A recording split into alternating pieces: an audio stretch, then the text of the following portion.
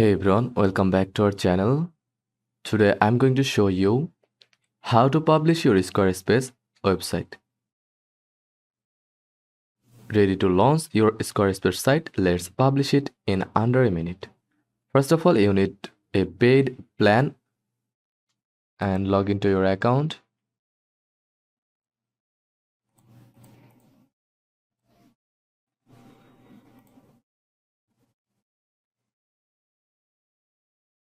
Go to settings, then select billing,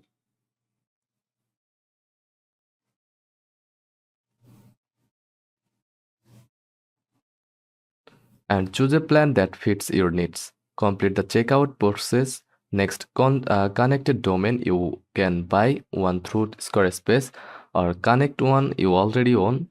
Just head to settings, then domain,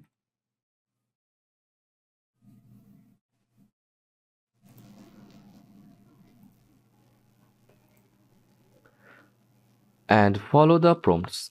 Once your plan is active and domain is set, click publish or set site live, and boom, your site is live to the world. Easy, right? Like and subscribe for more 1 minute website tips. Thanks for watching.